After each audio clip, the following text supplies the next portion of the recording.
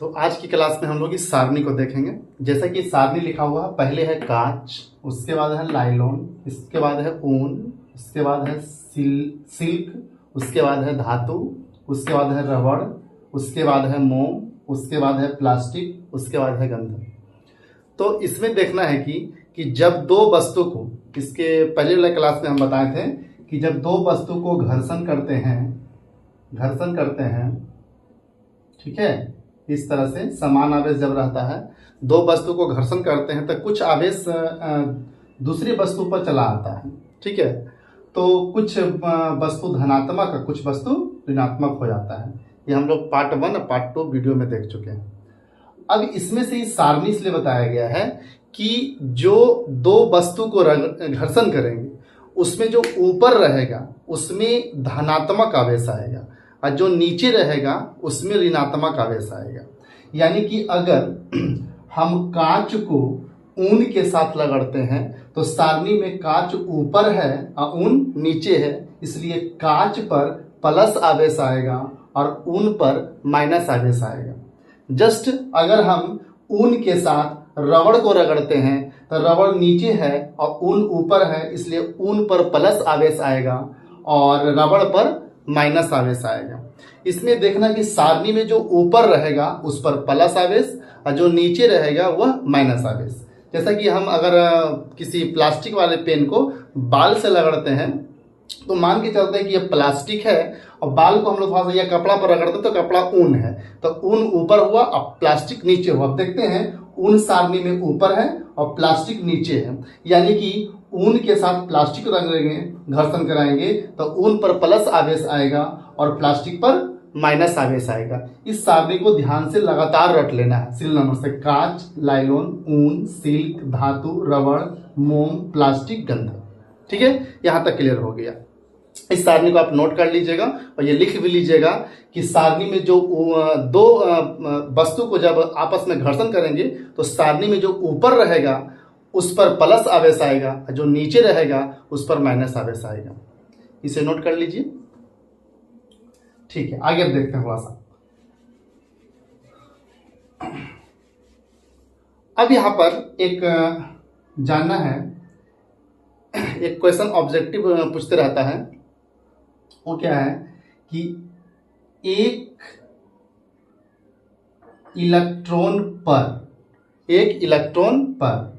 1.6 गुने 10⁻⁻19 कूलॉम आवेश होता है।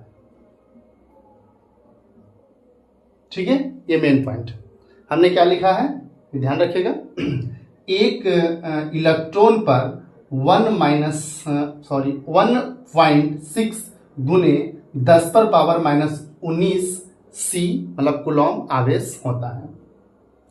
अब यहां पर अगर इसको हम इधर लेके आ जाएं तो केवल यहां सी बचेगा, यानी यहां पर हो जाएगा, इसे याद रखना है, तो मेन पॉइंट हो गया। और 1E और बटा में 1.6 गुने 10⁻⁻19 आ जाएगा, इधर बचेगा केवल सी बचेगा। ये पूरा हम गुना में तो भागा में लेके चले आए, यहां पर सी बचा, इसको हम सुविधा के लिए 1C लिख देते हैं। ठीक है, अब यहां पर क्या होगा कि दशमलव है तो ऊपर एक शून्य बैठेगा, तो अब लिख सकते हैं इसको 10, ये हटा देते हैं और बटा में हो गया 16 और ये जाएगा ऊपर तो हो जाएगा 10⁻19 प्लस में 19 हो जाएगा। अब क्या करेंगे हम लोग, एक शून्य इसको और दे देंगे तो हो जाएगा 1 पर 2 शून्य और इस पर बच जाएगा 10⁻18 और बटा में 16।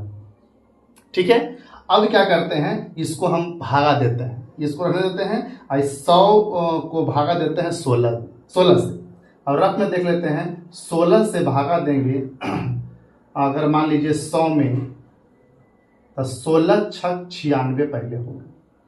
ठीक है, उसके बाद यहां पर बचेगा, दिख रहा है, ठीक है, यहां बचेगा 4, ठीक है, खत्म हो जाएगा। यहां दशमलव देंगे, दशमलव यहां देंगे 0, फिर लिखेंगे 16 दूना 32, यहां बच जाएगा 8, फिर 0 देंगे, 16×5 80, ये पूरा कट जाएगा। यानी कि 100 में 16 से भागा दिए तो आया 6.25। तो यहाँ पर हम लिख सकते हैं 1, यहाँ पर लिखेंगे 1C आ रहा था, ठीक है, 1C हो रहा था। यानी कि यहाँ पर लिखा जाएगा एक तौर पर, ऊपर में ई था, इलेक्ट्रॉन इलेक्ट्रॉन इलेक्ट्रॉन हम लास्ट में लिख देंगे। तो इससे हम जब भागा दिए तो बचा 6.25 और गुने 10 पर पावर 18 अब बराबर 1C। ठीक है, अब इसको हम लिख सकते हैं क्या, 1 कूलम इज इक्वल टू 6.25 गुने 10 पर पावर 18 इलेक्ट्रॉन। ठीक है, क्योंकि लास्ट में देखिए 1 था, ई यहां लगते हैं बगल में इलेक्ट्रॉन, बगल में इलेक्ट्रॉन, बगल में इलेक्ट्रॉन, तो 1 सीधर लिख दिए हैं और इलेक्ट्रॉन आ गया। मतलब 1 कूलम पर कितना आवेश होता है, तो 6.25 गुने 10 पर पावर 18 इलेक्ट्रॉन होता है। इसे आप याद रख लेंगे, 1 कूलम आवेश पर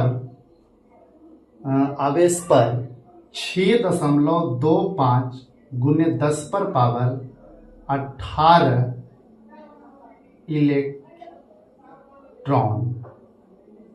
होता है। ये बेसिक चीज है, इसे आप ध्यान रखेंगे। इसी के आधार पर हम आगे क्लास बताएंगे। इतना नोट कीजिए, इसके बाद नेक्स्ट क्लास में हम लोग मिलते हैं।